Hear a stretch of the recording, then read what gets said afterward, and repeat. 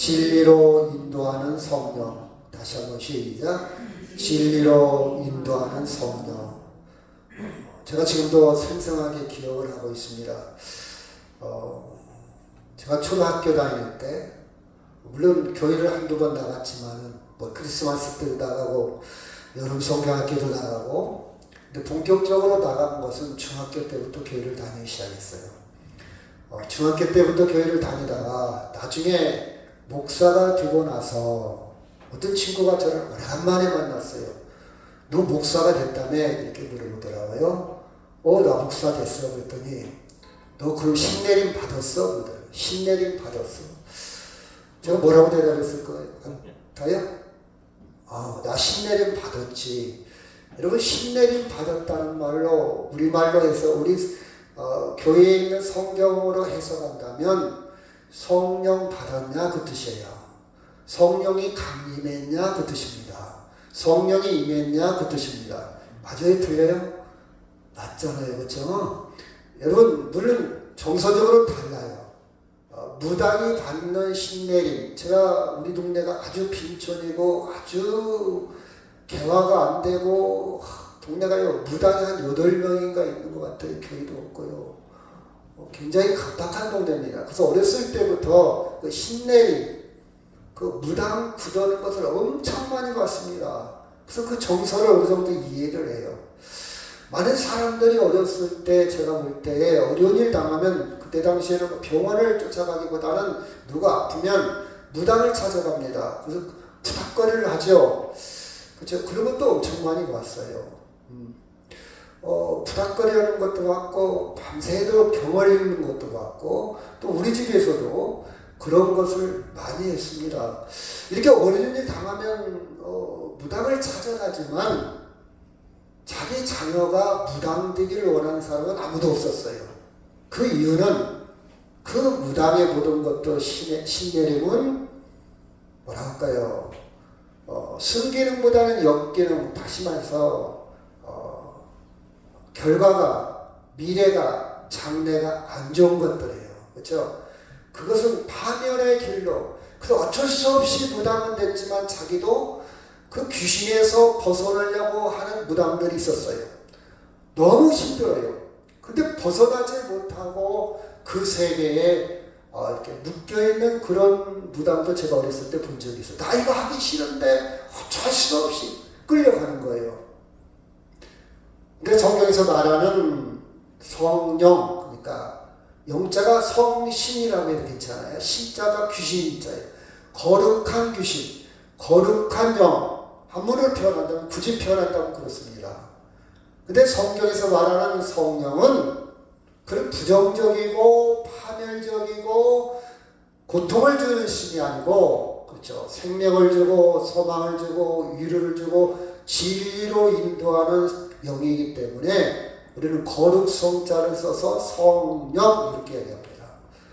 제가 극단적으로 얘기한다면 여러분이 성령, 신내림을 받아야 돼요.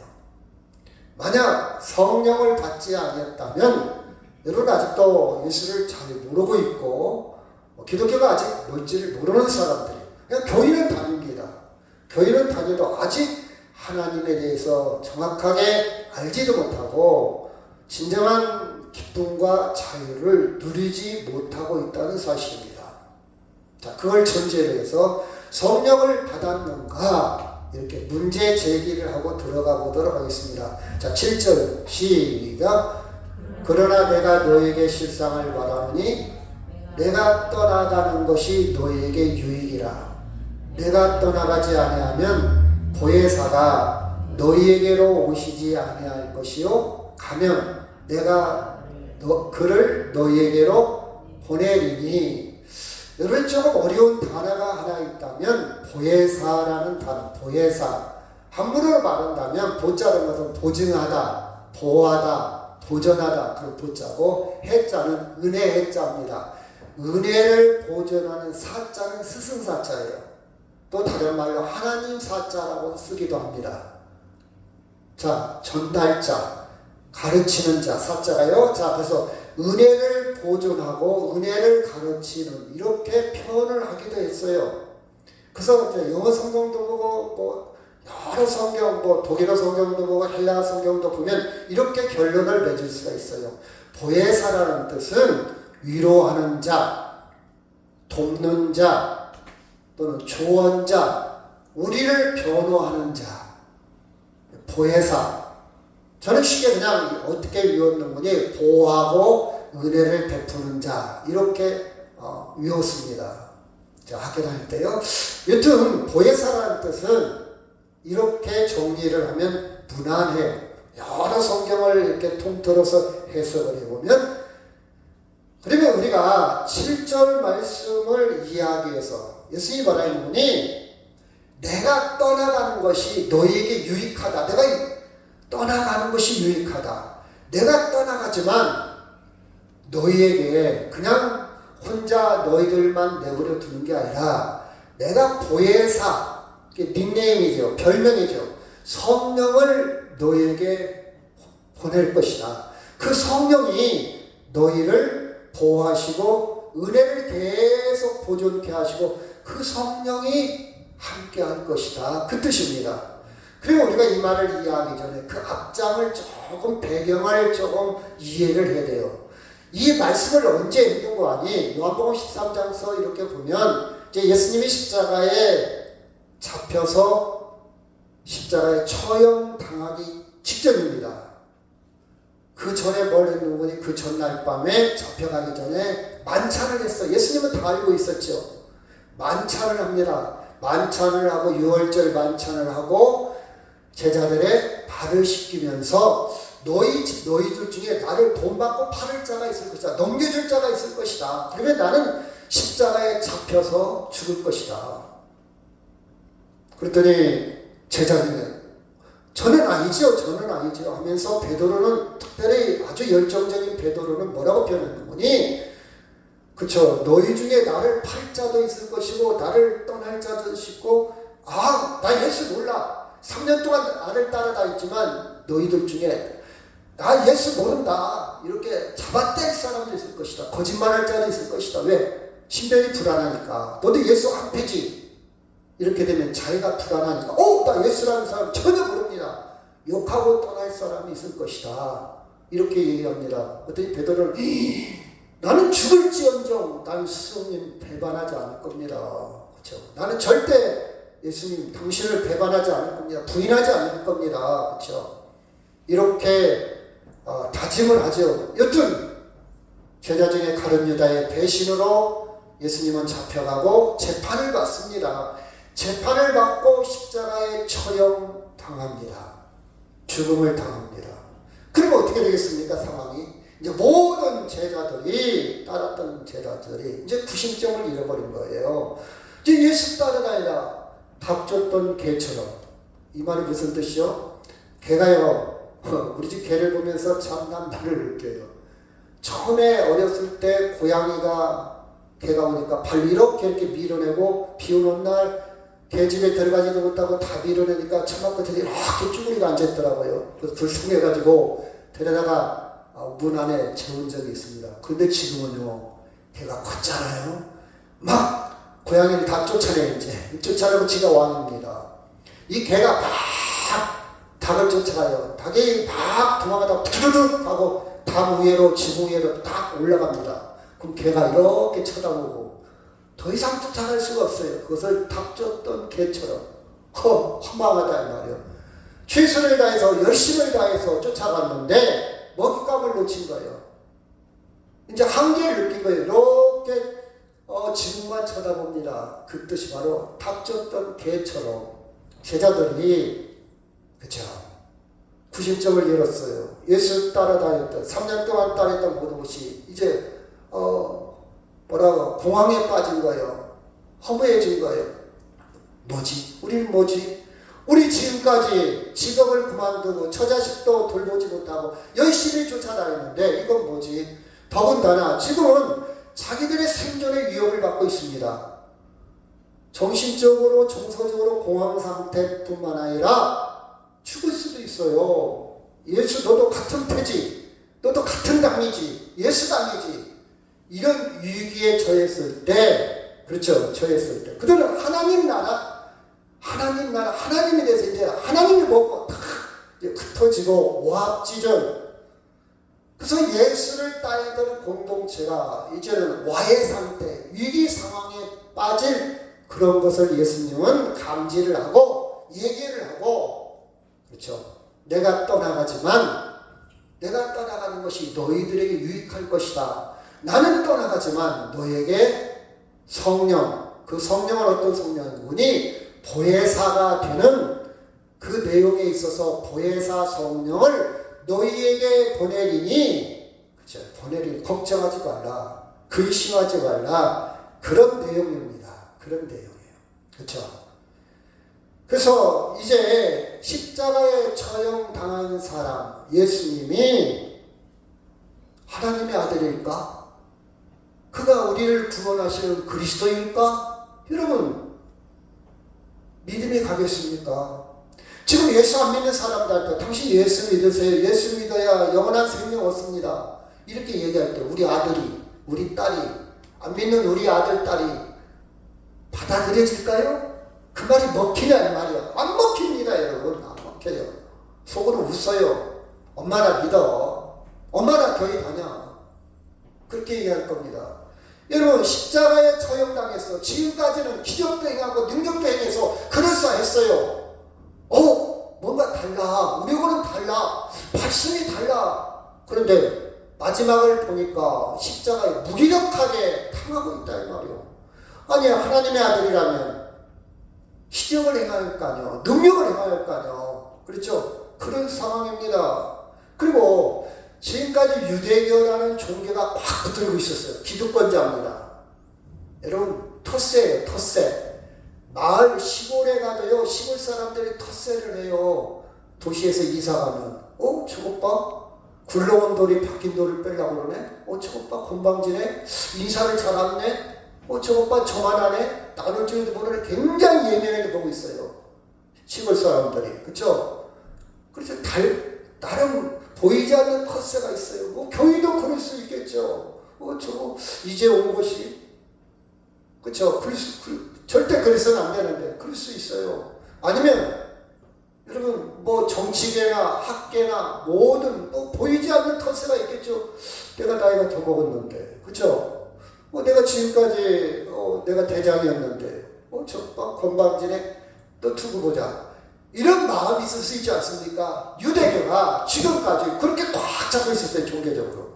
그런데 갑자기 예수 믿는 사람들, 교회가, 그쵸? 갑자기 세력이 확장되고, 갑자기 늘어나고, 갑자기, 세가 확장되니까, 유대교에서 가만 놔둘 리가 없죠? 그쵸? 그런 상황입니다. 그리고 예수님이 기적으로 해서 한 60년이 흐른 다음에, 그래도 예수님이 일찍 돌아가셨습니다. 그래도 예수님의 형제 야고보와 베드로와, 그리고 나중에 예수 믿었지만 나름 굉장히 신학적으로 깊이를 더했던 바울이 지도자 역할을 했어요. 교회 지도자 역할. 그런데 이 사람들이 이제 나이가 먹어서 순교당해서 다 죽었어요.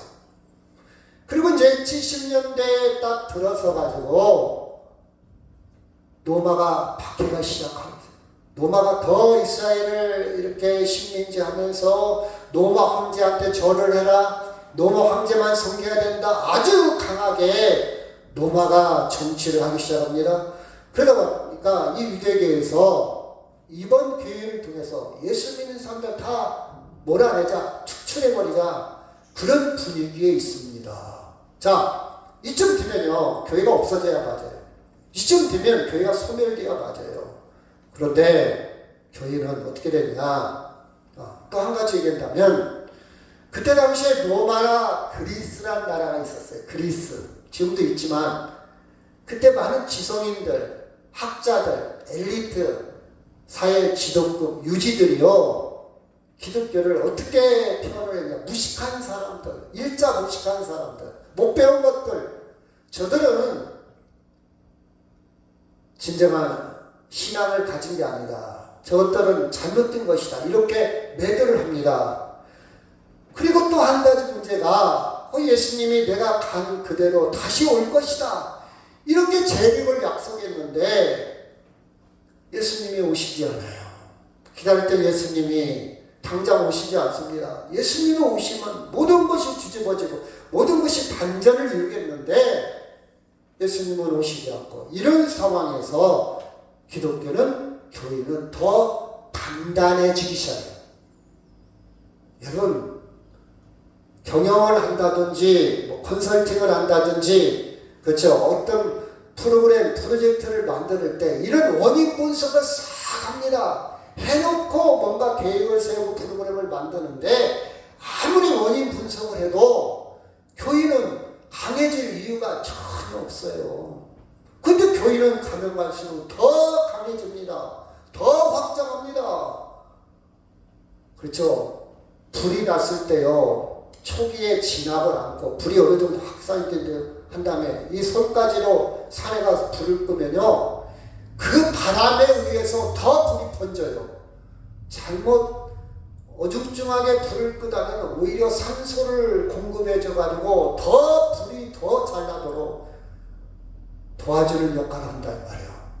교회는 핍박을 하면 할수록, 고통을 가하면 가할수록 아무런 근거도 없는데 교회는 더 단단해져 간다. 그 이유가 뭘까? 그 이유를 성경에서 찾아보면 어떻게 되냐. 자, 요한복음 14장 26절 시작.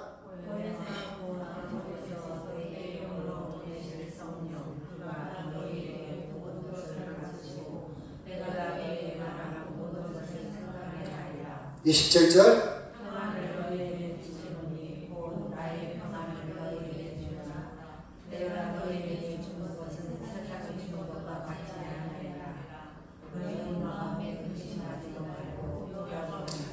예수님이 부활 승천하고 약속하신 대로 보혜사를 다른 말로 뭐라고 한다고요? 보혜사 다른 말로? 성령. 위에 써있잖아요. 보혜사 곧이라는 말은 같다 그 뜻이에요. 보혜사 곧, 이 말은 다시 말해서 그런 뜻이에요. 다시 설명을 해요. 곧이라는 말은 곧 아버지께서 내 이름으로 보내실 성령. 보혜사나 성령 같은 말이에요. 그 성령이 너희들에게 가르치고 생각나게 하고 너희들이 평안을 주기 때문에 너희는 근심하지도 않고 두려워지도 않는다. 예수님이 십자가에 죽으시고 부활 승천해서 뭘 보내셨다고요? 보혜사 성령을 보냈기 때문에 그들은 말씀이 생각나고 말씀을 증언하고 그 성령으로 인해서 두려워하지도 않고 평안을 가질 수 있었다는 사실입니다. 아멘? 이게 근거예요. 이게 근거. 그래서 여러분이 하나님의 영을 안 받으면요, 신앙생활을 지속할 수가 없어. 교회 다니다가 그만 나옵니다. 그만 끝입니다. 근데 하나님의 영을 받은 사람은, 성령을 받은 사람은 어려움이 있고 고난이 있고 환난이 있어도요, 교회에 나오게 된다는 사실이에요. 끝까지 예수 믿는다는 사실이에요. 그래서 여러분이 이 시간 예배당에 앉아있는 것도 하나님의 영에 이끌려서, 물론 나는 보이지 않고 알 수 없기 때문에 내 감정이나 감각으로 확인할 수는 없지만 하나님의 영은 여러분의 마음과 생각을 인도하셔서 여기까지 오게 하셨다는 사실입니다. 그것이 성령의 기능이고 역할이었다는 사실이에요. 자, 15장 26절도 시작.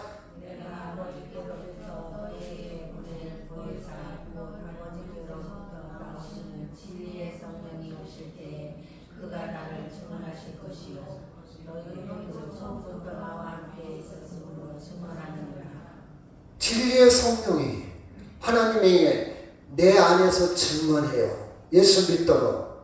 진리의 성령이 예수 믿도록 내 안에서 나를 도와주었어요. 내 마음을 움직였어요.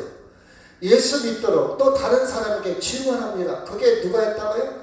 성령이 주도적으로, 하나님의 영이 주도적으로 나를 인도하시고 나를 통해서 역사했다는 사실입니다. 그러면 성령의 역할은 무엇을 하냐? 구체적으로 뭘 하냐? 16절 시작. 그가 와서 죄에 대하여, 의에 대하여, 심판에 대하여 세상을 책망하리라. 그럼 성령이 임했다는 증거가 뭘까? 성령이 하시는 일이 뭘까? 밤에 막 환상을 보여주는 걸까? 아니면 제가 70년대, 80년대 열심히 기도원 다닐 때에 성령 받은 증거가 방언하는 것. 하늘선 기도원에 가면요, 당신 방언하니까 성령 받은 거야, 이렇게 표현하기도 했어요. 그런 걸까? 아니에요. 그건 불완전한 것들이에요. 완전한 것은 뭐냐? 죄에 대해서, 의에 대해서, 심판에 대해서 성령은 나에게 증언하고 있다는 사실입니다. 아멘? 그러면 죄에 대해서는 뭘까? 시작.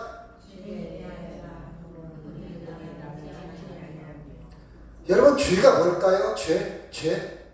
죄는요, 도둑질하고 살인하고 간음하고 남의 걸 훔치고 거짓말하고, 물론 그것도 큰 의미에서 죄지요.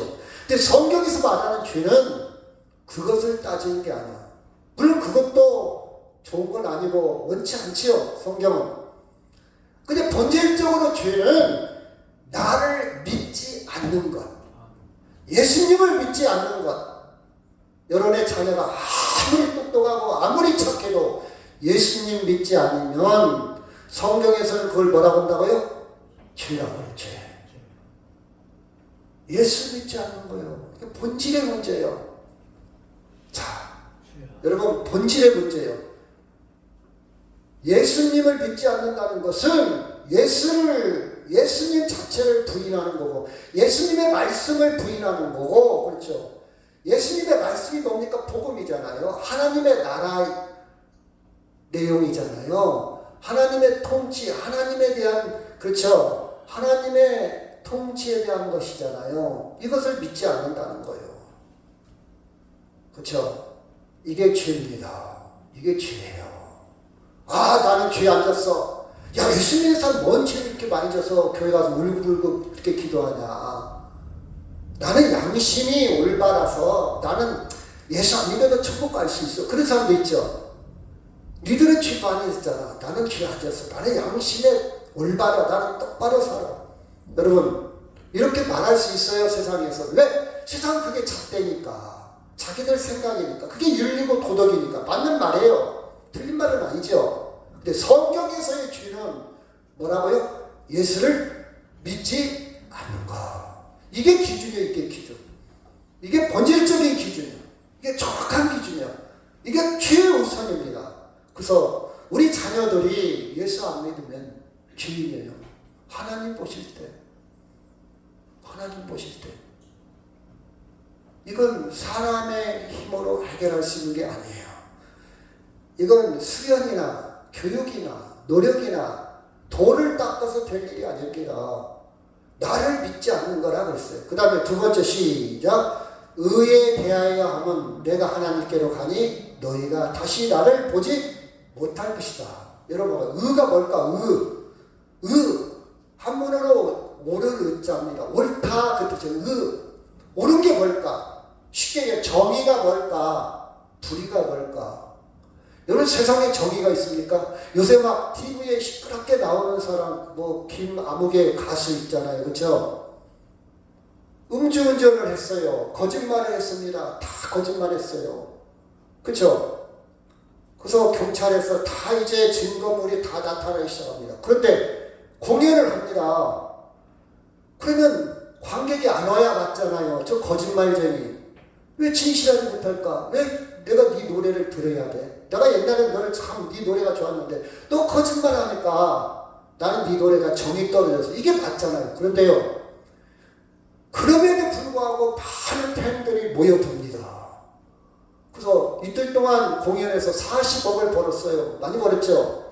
이틀 벌어요. 40억. 그가 뭐라 했는데, 진실은 밝혀질 것이다. 여러분, 우리 별님 지금도 그 김천시에 김호준 거리를 만들었어요. 야, 이거 큰일 났다. 김천시에서 이거 빨리 없애자. 인자 2억 들었대요.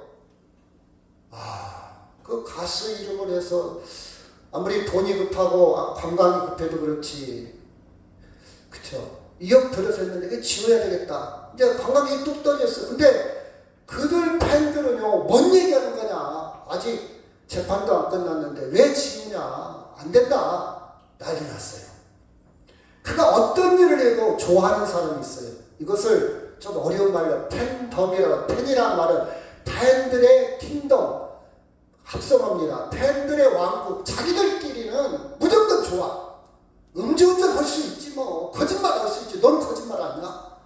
너 털어보면 거짓말 더 할 거야. 이렇게 자기들끼리 끝까지 좋아하는. 이런 봐봐요. 국회의원도요. 재판받고 있어도 그들 좋아하는 사람들 있잖아요. 무조건 투표합니다. 이 사람 지금 다 증인이 드러나고 증거 같은 거 재판을 받고 감옥에 있어도 국회의원 나오잖아요. 저 사람 찍으면 안 되겠네? 근데도 투표를 해요. 그리고 당선이 되기도 하지 않습니까? 자기들끼리. 저는 이걸 볼 때 가수나 정치인이나 정의가 없다. 그러면 제가 말하는 것이 옳냐? 저도 그럴 수가 있어요. 내가 진짜일 수 있잖아요. 거짓을. 제가 말하는 의도는 뭐냐? 세상에는 정의가 없다 이 말이에요. 역사는요, 강한 사람이 역사를 쓰는 거예요. 전쟁에 이긴 사람이 오라. 치면요, 아무리 얘기해도 설득력이 없어. 세상은요, 푸틴, 소련 사람들이요, 80%가 좋아해요. 우리가 볼 때는 저 푸틴, 저 정신병자 아니야? 트럼프? 이번에 당선될 가능성도 많잖아요. 다시 말해서 세상은 정의가 없다. 정의가 없어요. 그럼 성경에서 정의는 뭐냐? 다시 한번 시작. 의에 대하여 하면 내가 아버지께로 가니 너희가 다시 나를 보지 못할 것이요. 성경에서 정의는 뭐냐? 아버지께로 가는 거예요. 따라합시다. 아버지께로 가는 것. 예수님이 부활하고 아버지께로 가는 것이 옳은 거예요. 이 말은 무슨 말이냐? 좀 어렵겠죠? 결과가 최종적으로 하늘나라 가는 것이 정이요. 구원받는 것이 정이라 이 말이에요. 그죠? 정이라.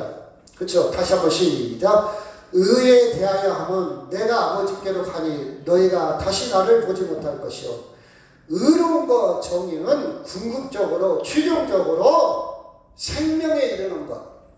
생명을 얻는 것이 진짜 의요. 세상에는요, 이 말 들으면 이게 옳을 것 같고, 저 말 들으면 저게 옳을 것 같고, 유튜브를 보면 민주당이 옳다는 사람은 이 말이 옳을 것 같고, 국민의힘이 옳다는 사람은 이 말이 옳을 것 같고, 근데 재밌는 거죠. 민주당만 보는 사람은 다 민주당만 봐요. 맨날 욕합니다, 국민의힘 보는 사람은 맨날 민주당 욕해요. 어떻게 옳습니까? 제가 볼 때는 이 말도 일리가 있고 저 말도 일리가 있어. 이게 세상에 정의는 없는 거예요. 어떤 게 옳은지 또 시대에 따라서 그때는 나쁜 놈이었는데 10년, 20년, 30년 오니까 좋은 사람으로 판명될 수도 있고 그 사형수가 나중에 밝혀져서 진실이 밝혀지는 경우도 있잖아요. 그 지금은 좋은 사람인데 10년 뒤, 20년 뒤에 나쁜 사람으로 될 수도 있고 정의가 없다 세상은. 성경에서 정의는 의는 아버지께로 가는 것. 다시 말해서 궁극적으로 최종적으로 마지막에 생명을 얻냐 못 얻냐 이것이 의로운 것이다 이 말이야. 아멘? 예를 들어봅시다. 아버지와 아들이 있어요. 아버지는 기억자도 모릅니다. 남 놓고 기억자도 몰라. 일자 무식해요. 배운 게 없어. 아무것도 없어. 그냥 농사만 졌어. 근데 아들은요, 대학을 나와서 아주 똑똑해. 아주 멋있고, 아주 취직도 잘하고, 돈도 많고, 아주 잘 나가는. 그렇죠? 출세했습니다. 사람들이 부러운 직업도 갖고 있어요. 누구나 사람들은 아버지의 인생보다는 아들의 인생처럼 살고 싶어 합니다. 근데 하나님의 기준으로 볼 때 만약입니다. 아버지는 예수 믿고 아들은 예수 안 믿었다 한다면 아버지가 정이요. 하나님 기준으로 볼 때 세상 기준과 달라요. 우리는 성경을 읽으면서 계속 우리 생각을 바꿔야 돼. 우리는 세상적으로 세뇌되어 있어. 그래서 세상 기준으로만 성경을 보려니까 이해가 안 돼. 성경에서 의는 구원받는 것, 아버지께로 가는 것, 이것이 정의라고 가르쳐 주고 있습니다. 그렇죠? 세상의 기준은 권선징악, 선을 권하고 악을 억제한다, 그런 뜻이에요. 이게 기준이에요. 그런데 부활을 경험한 제자들은 세상의 권선징악, 상과 벌을 뛰어넘어 구원을 받어요. 그래, 세상에는 상받을 짓을 해야지. 그러나 그거에 목숨 걸지는 않아. 왜? 그래서 예수 믿지 못하면 절망이고 사망이고 지옥인데 이걸 멀리 둔 거예요. 멀리. 생명을 보았습니다. 부활을 경험한. 그래서 세상이 무섭지 않아. 부끄럽지 않아. 그렇죠? 그 다음에 세 번째, 시작. 심판에 대하여 함은 이 세상 임금이 심판을 받았습니다. 그래서 심판. 여러분, 심판을 어떻게 생각합니까? 심판, 예를 들읍시다. 그때 당시에요. 노마라는 나라가 강대국이었어요. 노마 하면요. 법, 정치, 문화, 경제, 예술, 모든 분야의 최고였습니다. 모든 길은 로마로 통한다 할 정도로. 지금 달러가 세계 돈의 기준이잖아요. 옛날에는 로마가 최고였습니다. 근데 심판은 무엇이냐? 이 세상 임금이 심판을 받았다. 이 세상 임금은 최고의 권력, 권세, 나라, 능력을 상징합니다. 이미 심판받았다. 끝났다. 뭔 말하는 거예요 지금? 아니 도마가 끝났다고? 미국이 끝났다고? 아니 러시아가 끝났다고? 중국이 끝났다고? 이 세상 그 명예가, 이 세상 권세가 끝났다고? 여러분, 많은 사람들은 자기가 한우 백년 누릴 줄 알지요? 자기가 대단한 존재인 줄 압니다. 미국이 한우 백년 갑니까? 노마가 한우 백년 갔습니까? 아니에요. 심판은 이 세상 모든 것은 끝이 있다, 이렇게 영원하지 않다 이 말이에요. 결국 우리도 개인도 뭡니까? 여러분 나름대로 열심히 살았잖아요. 나름대로 성공했잖아요. 나는 여러분을 존경합니다. 나름대로 돈도 벌었어요. 나름대로 자식 농사도 잘했어요. 열심히 살아왔습니다. 그런데 왠지 늙어가면서 허무해져. 왠지 늙어가면서 우울해져. 왠지 이 빈 공간을 뭘 사들여. 이것도 사고 싶고 저것도 사고 이것도 먹고 싶고 이것도 막 누리려고 채우려고 노력을 합니다. 이것도 한번 해볼까? 이것 갖고는 좀 양이 안 차. 나 그거 해봤어. 계속해서 채우려고 노력을 해요. 소비합니다. 그리고 만나서 이야기하고 싶어 해요. 만났다고 이야기하고 싶어요. 잡담. 근데 잡담에 사실은 그거 누가 잘 들어주지도 않아요. 만났다면 자식 자랑하고 싶어요. 어제 어떤 사람을 만났는데 물어보지도 않는데 계속 자기 자랑을 해요. 이렇게 해야 좀 든든해. 이렇게 해야 좀 마음이 후련해. 이런 재미라도 좀 있어야 될 것 같아. 없는 말까지 보태가면서 자랑하려고. 이렇게 해서 우리는 하루하루 인생을 소비하고 있습니다. 이건 어떻게 보면 진정한 만족이 없다는 거예요. 진정한 기쁨이 없다는 거예요. 진정한 자존감이 없다는 겁니다. 공허합니다. 여러분 기후가 앞으로요. 지금 5월인데요. 캠핑하는 사람들 이야기를 들어보니까 벌레가 장난이 아니래요. 막 모기가 일찍 산에 막 벌레가. 그래서 많은 뉴스에서 그런 거 나오지 않습니까? 기후변화 때문에 농사도 잘 안 되고 이제 벌레가 극성하게 되고 비가 오는 데는 와장창 오고 안 오는 데는 아예 안 오고 태풍도 허리케인도 강력한 바람들과 걷잡을 수 없이 엊그제 미국에서 우리나라는 똑같은 말인데 우리나라는 태풍이라고 그래요. 미국에서는 허리케인이라고 똑같은 말입니다. 지역에 어디에서 일어나냐에 따라서 이름이 다른데 사람이 널려가. 뭐 차 널려가고 전봇대 부서지고 철탑이 끊기는 건 두 번째고 사람이 널려가요. 앞으로는 더 강력해진다는 거예요. 여러분 이런 현상은 심판에 대해서 이 세상 임금이 심판을 받았다. 성령은 그것을 감지하도록, 느끼도록, 이 세상이 영원한 거 아니구나 깨닫도록 도와주는 것이 성령이 하시는 일이에요. 아멘? 이걸 인정하게 되는 거예요. 그러면 난 어떻게 구원받지? 내 구원받을 길은 뭐지? 이 세상이 영원한 거 아니라면 이걸 느끼게 해주는 거예요. 심판에 대해서 알게 해주는 거예요. 그렇죠? 그럼 우리가 세 가지 성령이 하시는 일이 있어요. 첫째, 예수를 믿게 하는 거예요. 예수를 믿게 하는 거. 그 다음에 어떤 것이 옳은 거냐, 의가 뭐냐, 최종적으로 하나님의 나라에 가는 것이 진짜 옳은 거구나. 이걸 깨닫고 믿게 해주는 거예요. 성령이 하시는 일. 그리고 심판, 이 세상은 심판이 온다, 멸망이 온다, 영원하지 않다. 이걸 느끼고 깨닫게 해주는 것이 성령이 하시는 일. 그렇다면 여러분이 신내림을 받았다, 성령 받았다는 증거는 어떻게 하십니까? 예수를 믿게 된다면 어떤 것이 의다? 이 땅에는 정의가 없다. 다 자기 입맛대로 힘 있는 자가 내로남불 정의라고 말하지만 하나님 나라에 가게 된다는 것을 믿게 되는 것.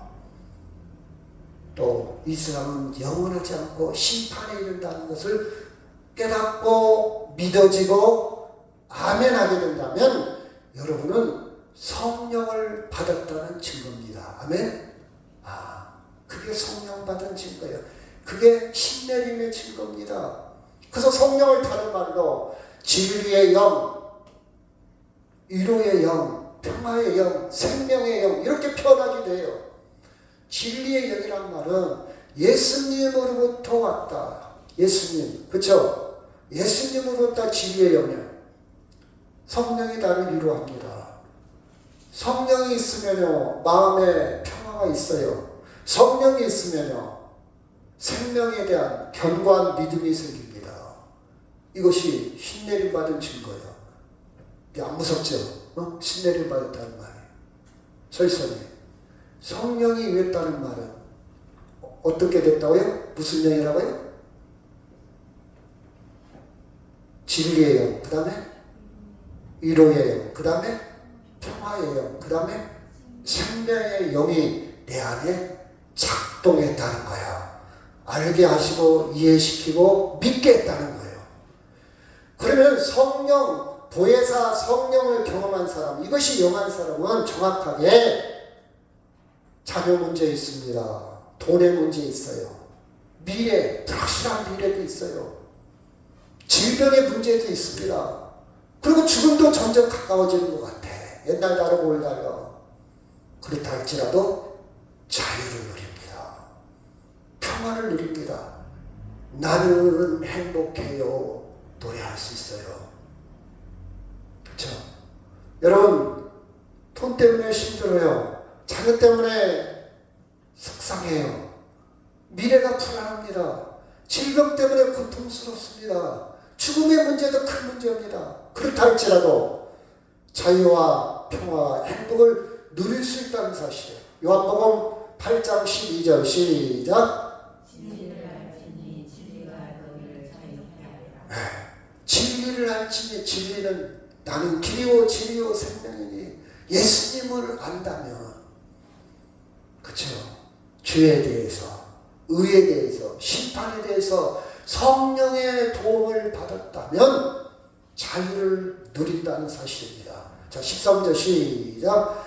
그러나 진리의 성령이 오시면 그가 너희를 모든 진리 가운데로 인도하시리니 그가 스스로 말하지 않고 오직 들은 것을 말하며 장래의 일을 너희에게 알리시리라. 그가 내 영광을 나타내리니 내 것을 가지고 너희에게 알리시겠습니다.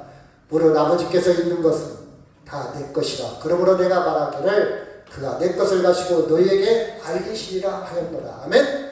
진리의 성령이 오시면 그가 성령이 너희를 모든 진리 가운데 인도한다, 알게 한다, 깨닫게 한다, 믿게 한다, 예수를 믿게 한다. 아멘. 그 성령은 스스로 말하는 게 아니라 내 것, 나에 대해서, 예수님 당신에 대해서 알릴 것이다. 알릴 것이다. 알게 할 것이다. 우리는 성령 받은 사람이에요. 그렇죠? 그래서 여러분이 일용할 양식을 주옵시고, 우리가 조금 전에도 주기도문 했잖아요. 저는 일용할 양식에 굉장히 깊이를 느낍니다. 제가 걸어다니면서 일용할 양식에 대해서 하루 한 끼 식사예요. 하루 식사예요. 하루 식사. 일용할, 하루 사용할 식사입니다. 이 말은 많은 의미가 있지만 세 가지만 얘기한다면 내 생명 주께 있습니다. 고백하는 표현이고요. 내 생명은 주님과 민감합니다. 저는 주님 안에 있습니다. 일용할 양식으로도 저는 살아갑니다. 이 말이에요. 일용할 양식으로도 근심 걱정 없습니다. 일용할 양식으로도 저는 자유를 누립니다. 일용할 양식으로도 저는 감사와 기쁨을 누립니다. 그 뜻입니다. 일용할 양식을 주옵소서. 아주 민감하게 예민한가 주님과 교제하고 있어요. 주님과 헤드폰하고 있어요. 주님과 카톡하고 있어요. 일용할 양식. 이 일용할 양식의 깊이입니다. 제가 느끼는 깊이예요. 여러분 손주하고 자식하고 연인하고 남편하고 아내하고 맨날 카톡하죠. 봐봐 우리 손주야. 기쁘죠? 좋아요. 저도 그 기쁨을 좀 누렸으면 쓰겠어요. 근데 그걸 뛰어넘어 하나님과 일용할 양식 아주 예민하게 교제하고 있어요. 주님 내 생명 주께 있습니다. 걱정 없습니다. 근심하지 않습니다. 자유합니다. 제가 언제 지난주에 그랬잖아요. 크게 베어가지고 피가 철철 나는데 너무 아파. 피가 너무 많이 나. 근데 당황하지 않아요. 이렇게 앉아서 자연을 쳐다봅니다. 평화합니다. 죽지 않을 겁니다. 걱정하지 않아도 돼요. 그거 피제물이 갔다고 죽는 거 아니잖아요. 호들갑 떨 필요가 전혀 없어요. 그렇지 않아요, 여러분? 하물며 하나님이, 그렇죠? 저는 그렇게 생각해요. 만약 어떤 스님이요, 자율주의자가 인간의 본질만 제대로 알아도 물은 물이고 산은 산이로다. 그것만 제대로 깨달아도요, 평화가 있어요. 정말 자연을 제대로 봐도요, 나뭇잎이 보여요, 여러분. 여러분, 나뭇잎이 보입니까? 잡초가 보이냐고요. 제가 그랬잖아요. 하루에 아무리 바빠도 하늘을 한 번 정도 쳐다보라고. 하늘을 좀 쳐다보고 살아요. 아무리 바빠도 좀 여유를 갖고 살라는 얘기요.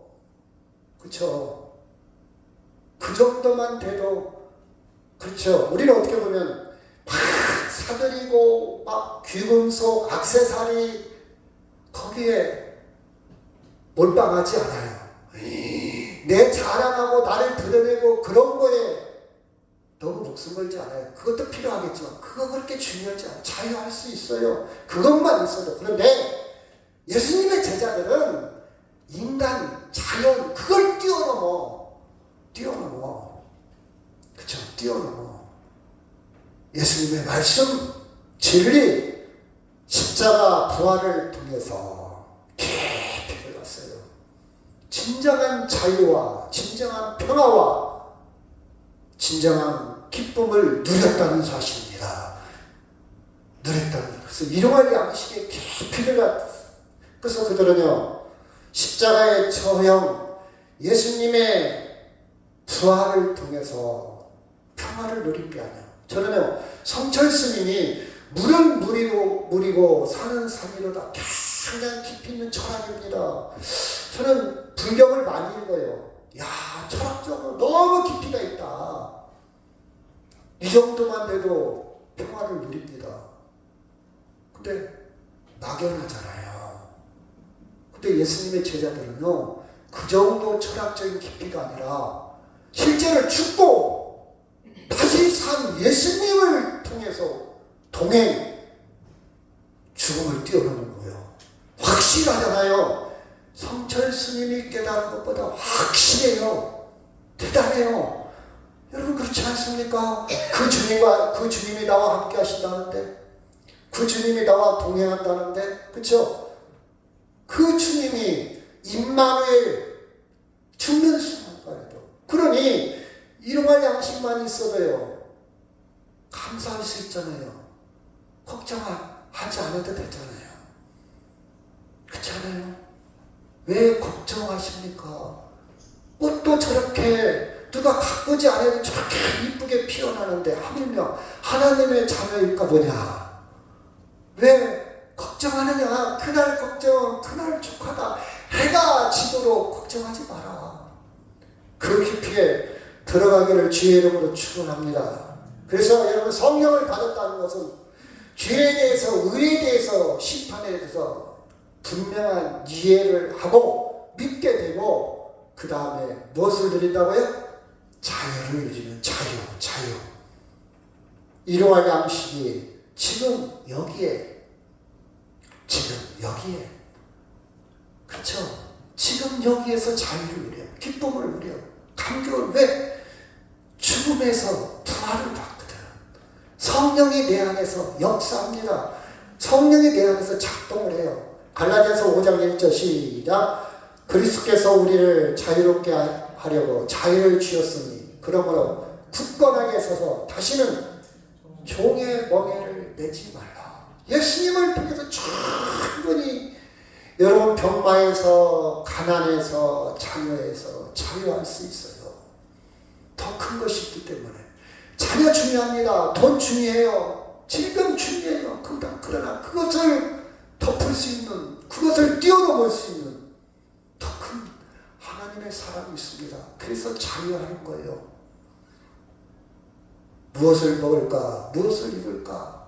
걱정하지 마세요. 로마서 8장 23절 시작. 그뿐 아니라 또한 우리 곧 성령의 정직은 열매를 받은 우리까지도 속으로 탄식하여 양자들도 곧 우리 몸의 성장을 기다리느니라. 우리가 소망으로 구원을 얻었으니 보이는 소망이 아니 보는 것은 누가 바라리요. 만일 우리가 보지 못하는 것을 바라면 참음으로 기다릴지니라. 여러분 우리는 탄식이 있습니다. 탄식이 있죠. 그러나 우리에게는 뭐가 있다고요? 그걸 뛰어넘는 소망이 있습니다. 이 말씀하고 마치도록 하겠습니다. 시작. 이와 같이 성령도 우리의 연약함을 도우시나니 우리는 마땅히 기도할 바를 알지 못하나 오직 성령이 말할 수 없는 탄식으로 우리를 위하여 친히 간구하시느니라. 마음을 살피시는 이가 성령의 생각을 아시나니 이는 성령이 하나님의 뜻대로 성도를 위하여 간구하시니라. 아멘. 우리의 탄식을 누가 도와주고 있다고요? 성령이. 그 주님과 동행하며 자유하며 기쁨과 감사를 누리는 저나 여러분 되기를 주의 이름으로 축원합니다. 우리 다 같이 동성으로 기도